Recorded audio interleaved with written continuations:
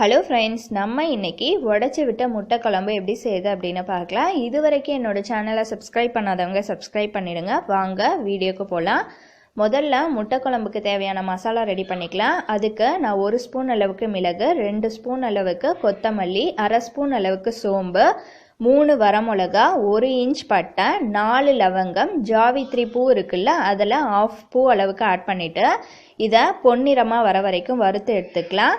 இதை வறுத்ததுக்கு அப்புறமா stove off பண்ணிவிட்டு ஒரு மிக்சி ஜாரில் போட்டு நல்லா நைஸாக பவுடர் மாதிரி அரைச்சி எடுத்துக்கலாம். ஒரு பேன் எடுத்துக்கோங்க. அதில் 3லேருந்து 4 ஸ்பூன் அளவுக்கு ஆயில் எடுத்துக்கலாம். ஆயில் ஹீட் ஆனதும் இதோட நான் 2 பச்சை மிளகாவை நீளமாக சீவி எடுத்திருக்கேன். அதோட பிரியாணி மசாலாலாம் ஆட் பண்ணியிருக்கேன். பே லீஃப், நட்சத்திரப்பூ, கருப்பு ஏலக்காய், கிராம்பு, கொஞ்சமாக சோம்பு ஆட் பண்ணிக்கோங்க. ஆட் பண்ணிவிட்டு இதை ஆயிலில் நல்லா ஃப்ரை பண்ணிக்கலாம். இப்போ இந்த மசாலாலாம் ஆயிலில் ஃப்ரை ஆனதும் இதோட சின்ன சின்னதாக கட் பண்ணி எடுத்த பெரிய வெங்காயத்தை ஆட் பண்ணிக்கலாம். இந்த வெங்காயத்தை ஆட் பண்ணதும் இதையும் ஆயிலில் நல்லா ஃப்ரை பண்ணிக்கலாம். இப்போது பெரிய வெங்காயமும் நல்லா ஃப்ரை ஆயிடுச்சு. இது கூட நான் ஒரு தக்காளியை சின்ன சின்னதாக கட் பண்ணி அதையும் ஆட் பண்ணிட்டேன். 1 ஸ்பூன் அளவுக்கு இஞ்சி பூண்டு விழுது ஆட் பண்ணிக்கலாம். தக்காளி சீக்கிரமாக ஃப்ரை ஆகிறதுக்காக கொஞ்சமாக உப்பு சேர்த்துக்கோங்க. அதே மாதிரி இஞ்சி பூண்டு பேஸ்ட்டையும் முதல்லே ஆட் பண்ணாதீங்க. வெங்காயத்து கூடயோ தக்காளி கூடயோ ஆட் பண்ணி ஃப்ரை பண்ணுங்கள். இப்போ தக்காளி ஃப்ரை ஆகிடுச்சு. இதோட பாருங்கள், நம்ம வறுத்து அரைச்சோம்ல அந்த மசாலாவை ஆட் பண்ணிக்கலாம்.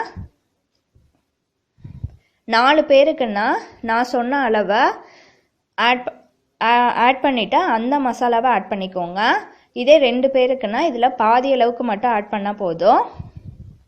இப்போது மசாலா நல்லா ஆயிலில் ஃப்ரை ஆகிடுச்சு. மசாலா தீயிற மாதிரி இருந்ததுன்னா லைட்டாக தண்ணி ஆட் பண்ணிவிட்டு ஃப்ரை பண்ணுங்கள். இது கூட கொஞ்சமாக மஞ்சள் தூள் ஆட் பண்ணிக்கலாம்.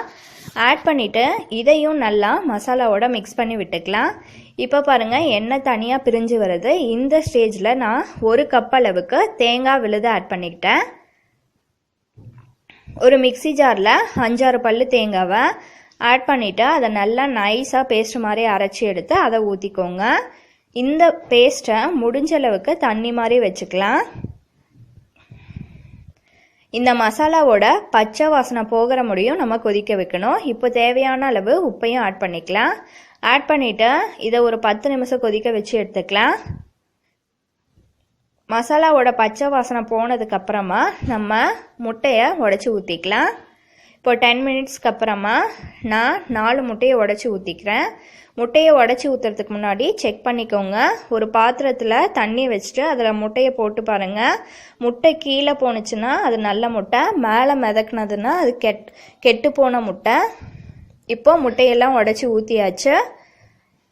இதை ஒரு 5 நிமிஷம் கொதிக்க வச்சு எடுத்துக்கலாம். முட்டை 3/4 அளவுக்கு வெந்திருக்கு. இந்த ஸ்டேஜில் நம்ம ஸ்டவ் ஆஃப் பண்ணிவிட்டு ஒரு மூடியை போட்டு க்ளோஸ் பண்ணிவிடுங்க. மிச்சமும் நல்லா வெந்துடும். அவ்வளோதான், நமக்கு டேஸ்டியான எக் கிரேவி ரெடி ஆயிடுச்சு. தேங்க்யூ.